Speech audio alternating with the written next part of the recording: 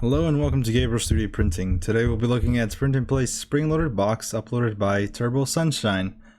First things first, we go down to the developer notes, see if they have any specifications, and they say no rafts, no supports, and a resolution of 0.2 millimeters. So once you're happy with all that, click on this download all files button up here, and you should be greeted by two files. We have the spring-loaded box and the test piece.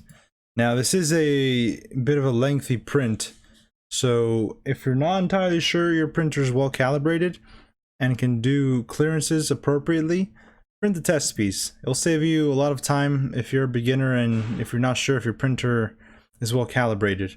But if you feel like everything is working pretty well on your printer and you've never had any clearance issues, you can go on ahead and just click on the spring-loaded box and send it to your preferred slicer of choice. And give it a few seconds to render in. And once it's rendered in, you should be given this little box right here. Now, due to intuition, you're gonna think that you will need supports here, but the developer actually made this such that you don't need any supports. There's quite a bit of creativity here. He uses bridges in order to actually make this printable without supports, which is really unique. So I give a lot of props and kudos to the developer. He did really good on this model. So we're going to take him up on all his settings, and first things first, we're going to go to the profile up here to select the layer height. He says use a 0.2 millimeter layer height, so we're going to click on standard quality here. If this pops up, simply click on discard to erase all previous profile settings. Next, he said no support, so we're going to make sure that's unchecked. And finally, build plate adhesion, none, so we can just leave it as it is. It should say skirt. If it says brim or raft, just change it back to skirt and you're set. All you have to do now is hit slice. Like I said, don't be worried. I know most prints with all this red should require some supports, but trust me on this, it should be able to print more than fine without any of that stuff.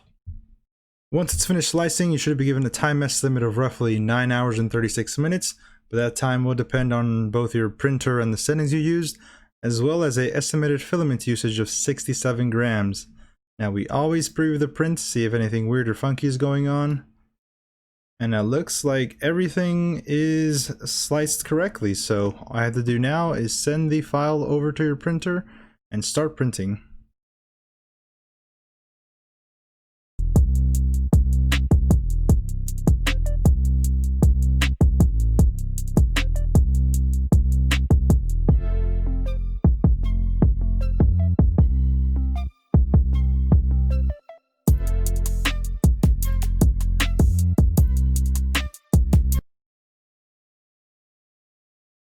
Here's a model directly off the print bed.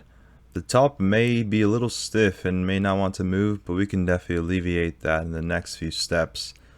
Now, as of right now, there might be a little bit of stringing and rough edges, but you can definitely remove those by hand or by using a small pair of tweezers and sandpaper. Now, in order to get the box functioning and moving, all you have to do is make sure that these gears are aligned and just give it a gentle push to the closed position. Be nice and slow the first time, but once you get it all the way down, it should snap in place. And to open it, all you have to do is push this square on the side and it opens right up. You can just rinse and repeat and do whatever you need to now with your new magical spring-loaded box.